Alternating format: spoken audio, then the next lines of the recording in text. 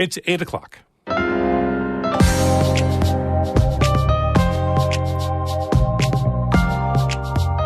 Good morning. This is Northern Light for Friday, August 11th. I'm Monica Sandreski. And I'm Todd Moe. Communities and policymakers are raising concerns following a solar battery fire last month in Jefferson County. Officials are asking more questions about how emergencies at these facilities will affect the environment. We're going to have to put some measures in place going forward that address battery storage.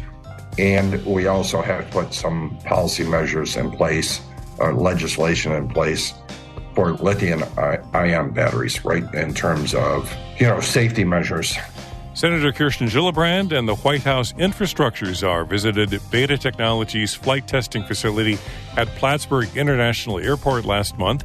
They think the company's development of all-electric aircraft is part of the country's broader transition to a clean energy economy.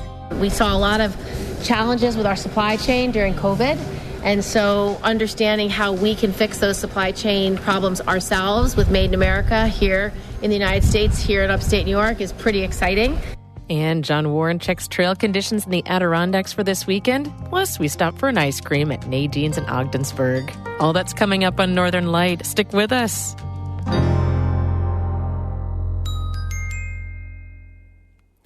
Broadcast of Northern Light here on North Country Public Radio is supported by the Depot Theatre, Westport, a professional equity theater in the Adirondacks, celebrating its 45th season, depottheatre.org. And St. Lawrence Health, whose affiliation with Rochester Regional Health means more patient access to specialty care, stlawrencehealthsystem.org.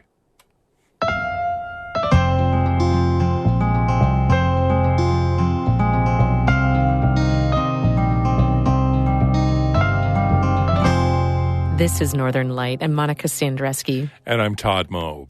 Lewis County has declared a state of emergency after widespread flooding and a tornado earlier this week. The tornado hit the towns of Turin and Lewis on Monday. The emergency declaration says floodwaters may put people in danger or leave them stranded. Lewis County Manager Ryan Peachy told the Watertown Daily Times that the flooding is likely to damage bridges and roads. The National Weather Service says 3 to 4 inches of rain have fallen since Monday's storm. 7 rural roads are closed due to flooding, mostly in the southern half of the county. Last month, lithium-ion batteries at a solar farm in Jefferson County caught on fire and burned for 6 days.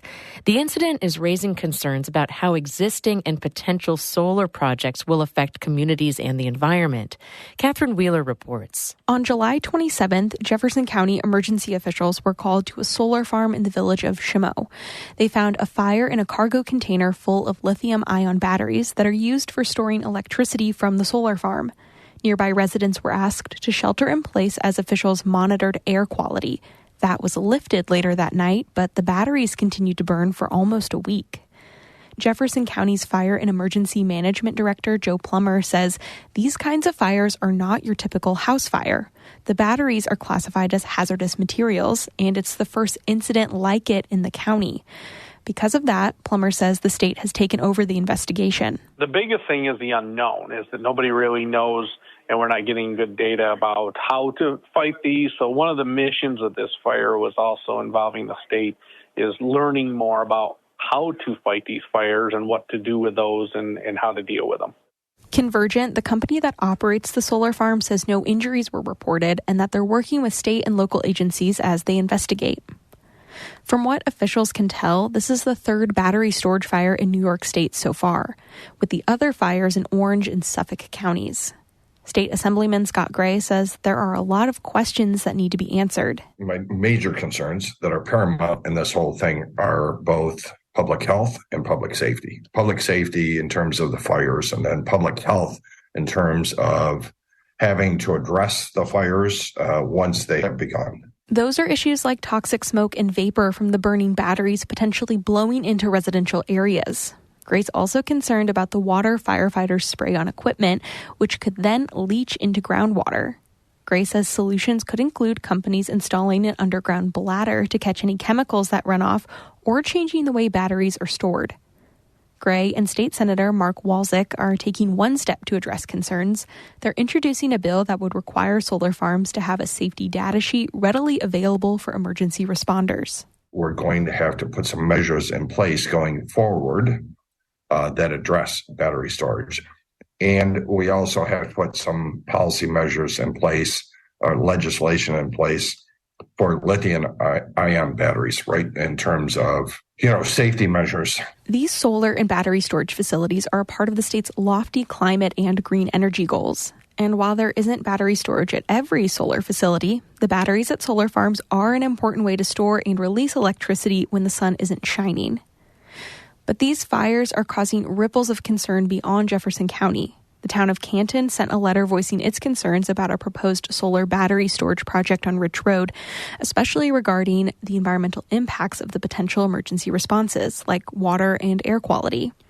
Gray says these events put what policymakers need to do into perspective. Foresight is going to be, what kind of policies and what kind of legislation we put in place. What have we learned, and what we're going to do to put in place? In response to the solar battery fires, Governor Kathy Hochul recently announced the formation of the Interagency Fire Safety Working Group to study what's happened and to prepare for the future. Catherine Wheeler, North Country Public Radio. Senator Kirsten Gillibrand and the White House infrastructure czar made a stop in Plattsburgh last month. They visited Beta Technologies' flight testing facility at the airport.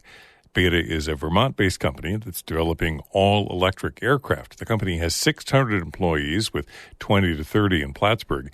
The officials talked about how Beta is part of the country's broader transition to a clean energy economy.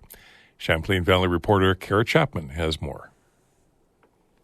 Beta Technologies' flight testing facility at Plattsburgh International Airport sits right off the apron that runs parallel to the runway.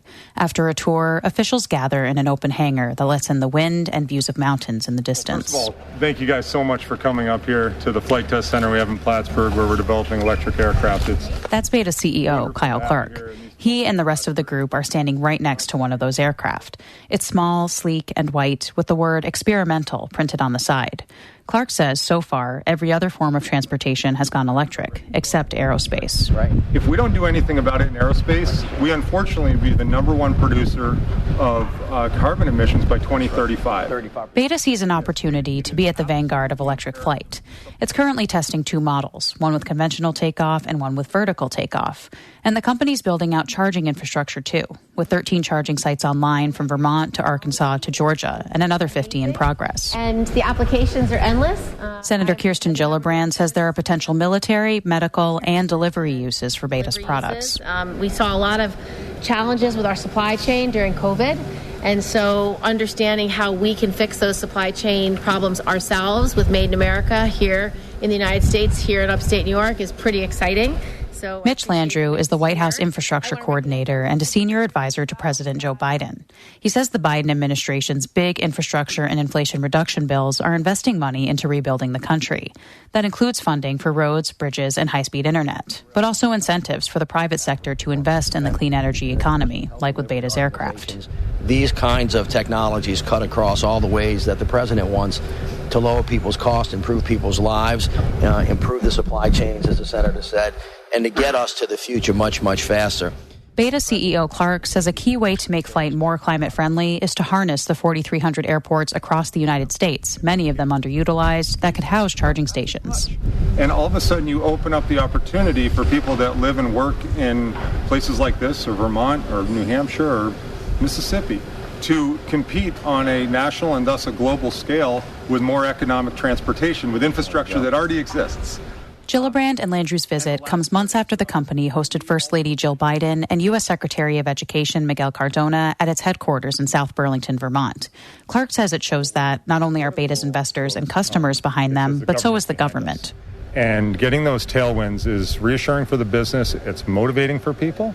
And you feel like what we're vying for is important to a broader group of people. And what we're vying for is a sustainable aviation future. And I think Beta's really attracted attention from the military. It's partnering with the Army and the Air Force, which have already conducted test flights of its aircraft. Clark says funding from the Department of Defense has helped leverage private investments in the company. Once Beta's aircraft are FAA certified, Clark says some of the company's first customers will be in the medical, cargo, and logistics fields. From there, they plan to move into passenger travel. Kara Chapman, North Country Public Radio, Plattsburgh International Airport. 2 people camping in the Adirondacks last week were struck by lightning and rescued by forest rangers. According to the DEC, the campers were on an island on Fallensby Clear Pond near Tupper Lake when lightning hit a tree they were camping under. One of the campers suffered a swollen ankle. The other person experienced some hearing issues. Rangers also rescued an injured hiker on Cobble Hill in Lake Placid last week and found a missing hiker near Wanakina.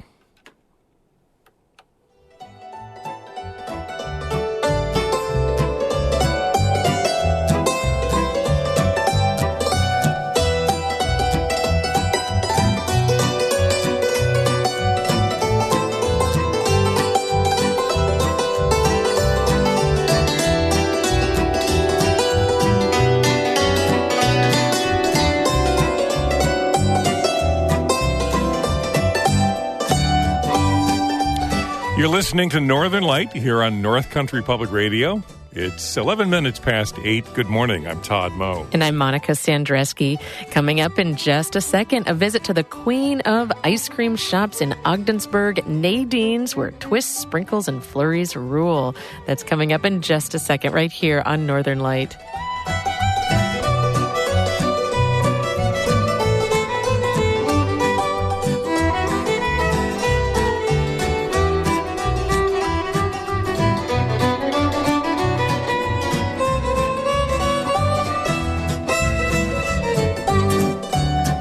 Peggy Lynn and Dan Duggan.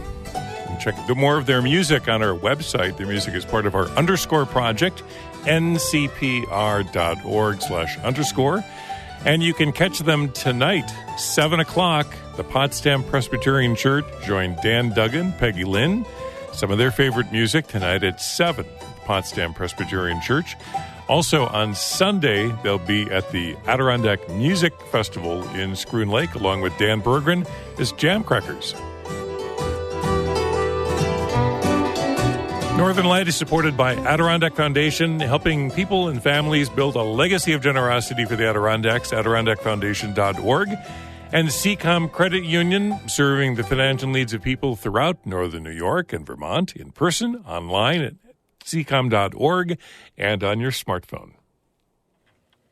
There's something quintessentially summery about a long line outside an ice cream shop and a crowd of hot people enjoying a cold treat.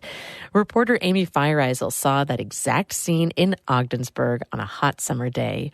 Here's her audio postcard. Nadine's Ice Cream is a small white shack in downtown Ogdensburg. There's a few picnic tables with umbrellas outside and a near constant stream of people walking and driving up to get their ice cream fix. A mother and daughter duo are licking ice cream cones at one of the tables. Mom is 31-year-old Sylvia Addison, and she says they come here pretty often. You see a lot of families coming this way for it.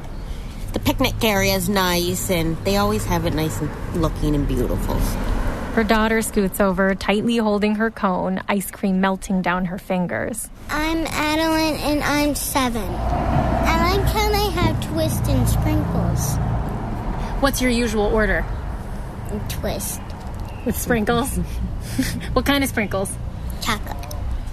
Inside Nadine's, I find 2 young women working the little ordering window. One of them is Natalie Lovely. She's 22 and has worked here for more than a quarter of her life. I've been working here for 7 years, and I honestly think this is the most popular ice cream spot in Ogdensburg. Every day the line is past the sidewalk for... The tour of Nadine's is a quick one. It's essentially a 15 by 15 foot box filled with lots of metal machines and containers. This is our hard ice cream cooler. We have the flurry machines, and these are the warmers for the dip coatings. And these are all of our sauces and toppings. Lovely says the most popular item this summer is a new invention, waffle nachos. What on earth is a waffle nacho? Yeah, they're like chips. So they go on one side of the container. They're little waffle chips, and then you get 2 sauces and a kind of soft ice cream.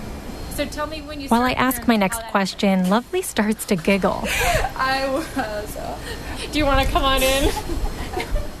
2 heads have popped around the back door. It's 5 o'clock, and the night shift workers are coming to relieve the day shift. Tegan Bell is one of them. I'm Tegan Bell. I'm 22 years old, and I've been working here since I was 15. So I started working the same age as Nat, same time, same year. This seems to be a trend. Employees who stick around every summer for a long time. Bell says it's fun to work here because the owners trust the workers and pretty much leave them alone. I like it because I'm super comfortable here, and I feel like I have control of what I'm doing here. There's not a boss peering over top of me and stuff, so it's fun. I like it. Another trend. Everyone here is a young woman. Is it mostly girls who work here? Only one boy. Only one Just boy. the one boy? It's always been one, too. Always one boy. That one boy walks into Nadine's a few minutes later. He's the last night shift worker. My name is Jordan Dupree. I am 17, and we are at Nadine's Ice Cream. How long have you worked here? A couple months. I got hired beginning of summer, yeah. Oh, you're the newest hire? Mm-hmm. Okay, and I hear that you're one boy, the one boy. Yeah, I'm the one boy. He smiles and shrugs. I don't know. We all just work in the same place. I mean, I see all these people on the daily, so we're like friends, family in here. While I've been inside, the crew here has probably served 20 people, making smoothies, scooping hard ice cream, and filling slushy cups. As she prepares to head home, I ask Natalie Lovely what it takes to work at Nadine's. It takes a lot. We live in Ogdensburg, so that is something. That is something. What do you mean by that? The things people make up to order here, crazy. We have fruit flurries where you can pick a fruit to put in there, and some people will want the whole menu in their flurry. But Lovely and her coworkers are happy to oblige. Amy Feiereisel, North Country Public Radio, Ogdensburg. And if you'd like to see a full map of ice cream spots across the North Country, check out NCPR's ice cream map on our website. We made it last summer by asking you what your favorite local ice cream shop was. Nadine's Ice Cream is on that map. Again, that's at ncpr.org.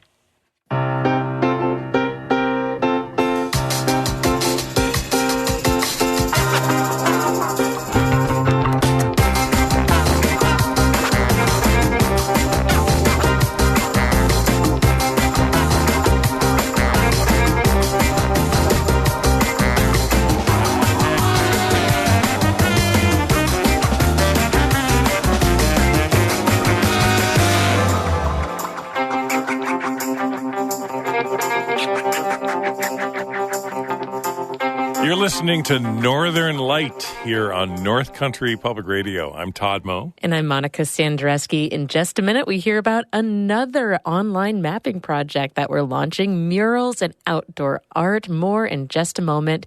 Then stick around after the show for Bird Note coming up at 8:42. Andean condors soar for hours without flapping, and 99% of the time, their wings stay still. More of that coming up at 8:42. But first, Todd has a look at the weather for us. Yeah, the Weather Service says partly cloudy skies in the St. Lawrence Valley today, highs mid-70s, sunshine along eastern Lake Ontario, the Thousand Islands with mid-70s for highs. Maybe some scattered rain showers for the Adirondacks with highs upper 60s, mid-70s, partly cloudy skies, partly to sunny skies actually in places like Chestertown, Glens Falls, Lake George, highs near 80 this afternoon. And then tomorrow, a good chance of some scattered rain with highs in the 70s, near 80 on Saturday, about a 60-70% chance of scattered showers, and some lingering showers on Sunday with highs in the upper 70s, near 80. Right now, partly cloudy skies and 55 degrees in Canton. John Warren checks outdoor conditions for the Adirondacks this weekend. Sunrise will be at about 5:52 and sunset at about 8:07. There could be some fog early Saturday, and there remains a chance for a shower or thunderstorms today and tomorrow. 2 campers were struck by lightning last Friday while in a tent under a tree at Fallonsby Clear Pond. Remember that there is no safe place outside during a thunderstorm. Watch the forecast closely and avoid storms when possible. Summer temperatures are expected to peak in the mid-50s this weekend, and Sunday will see some wind chills on summits in the mid-30s. The high water and muddy trails advisories are still in effect. Trails remain very muddy. Blowdown remains from recent storms, and stewards are still asking hikers to avoid high-elevation trails to protect thin soils on summits. Expect to encounter areas of deep mud and avoid widening trails. Plan alternative routes and extra time in the event you encounter impassable trails or water crossings. Water levels are high for this time of year. The Hudson River is forecast to be a bit below 5 feet at the gauge at North Creek this weekend, and the Racket River a bit over 8 feet at Piercefield. Lake Champlain remains at about 98 feet, 2 feet off flood stage at the gauge above Whitehall. Water temperatures are mostly around 70 degrees. And finally this week, in the Vanderwacker Mountain Wild Forest, Cheney Road in North Hudson will be closed Monday and Tuesday for road work, and again during the following week. Those are the outdoor conditions in the Adirondacks this weekend. For North Country Public Radio, this is John Warren from the New York Almanac. Online at NewYorkAlmanac.com.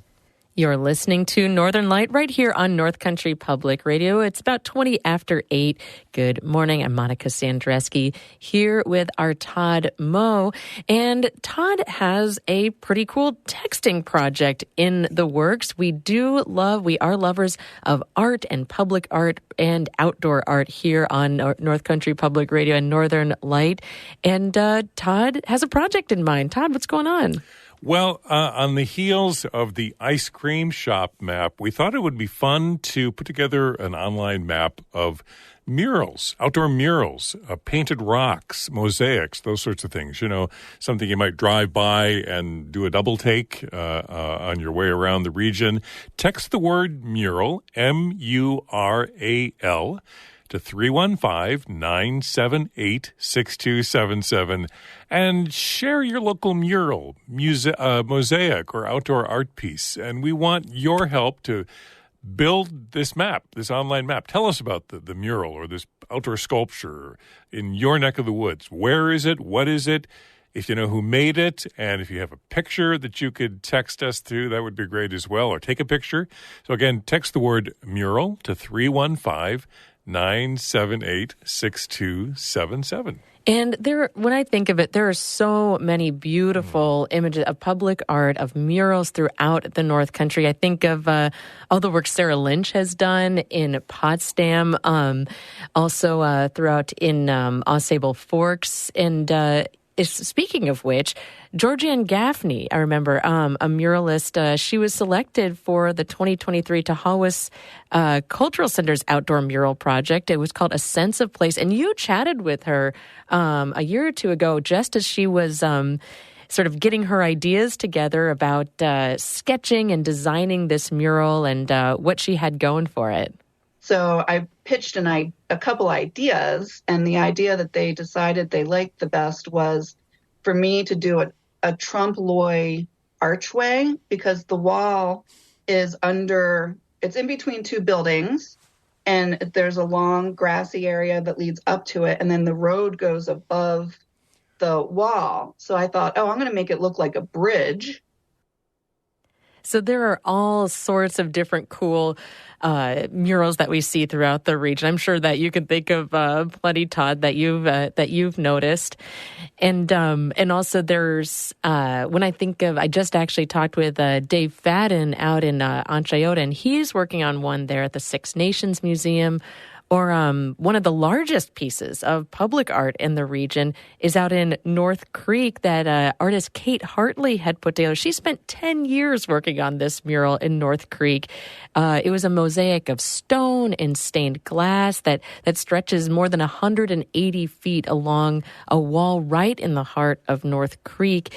And she really got the whole town and generations of students at the elementary school involved. So it's a scene, and there's already rafting and fishing in the river, but there's going to be still skiing on the mountain. So it's all the recreation and wildlife and stuff that you can find around here. And the second graders made fish last year, and this year they made maple leaves, and the seventh graders last year made skiers and snowboarders that are going to go on the ski hill. So if you'd like to help us make that map, tell us about the mural, mosaic, outdoor sculpture in your neck of the woods. Where is it? What is it? Who made it? And if you have a picture or can take a picture, please text that back to text the word mural, MURAL, to 315-978-6277. What are these pieces of outdoor art that really give your community a sense of place and that are really from your community? These matter so much to us. They're silent but really make a place what it is. Text the word mural to 315-978-6277. Once the river was the place to be. People gathered along the strand. There was shad, oysters, and caviar served on steamboats fit to beat the band. Dock Street, Water Street, River Road, the names still linger in city and town. But we turned our backside on the river. Time to turn the situation around. You can sing it from the bridge, you can sing it from the shore, you can sing it from the sloop, clear water, but sing it from your heart, you'll never know till you try.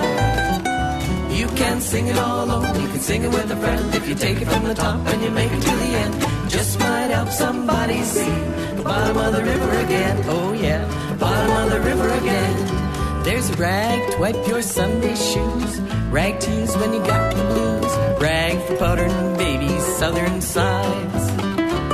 There's a rag for the kitchen and one for the hall, a ragtime too on an old guitar, rag to wipe those teardrops from your eyes. Now listen to the river, she's telling you she needs some of that ragtime too. She's waiting patiently for all the rest of us to agree. She's got acid rain streaking down like tears, PCBs behind her ears, and power plants in places she can't reach. We're gonna sing this old-time river song to every mudsucker ever done her wrong, till we clean that winding stream from beach to beach. You can sing it from the bridge, you can sing it from the shore, you can sing it from the sloop, clear water, but sing it from your heart, you'll never know till you try. You can sing it all alone, you can sing it with a friend. If you take it from the top and you make it to the end, you just might help somebody see the bottom of the river again. Oh yeah, bottom of the river again.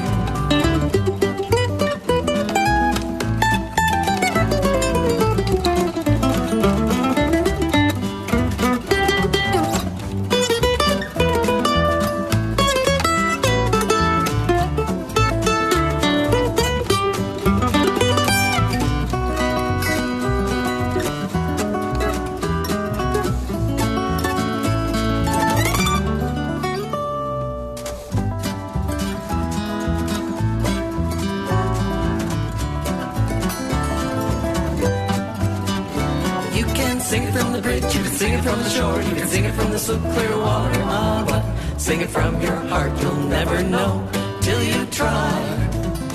You can sing it all alone, you can sing it with a friend. If you take it from the top and you make it to the end, just might help somebody see the bottom of the river again. Oh yeah, bottom of the river again. Oh yeah, bottom of the river again. Oh yeah, the muddy bottom of the Hudson River again.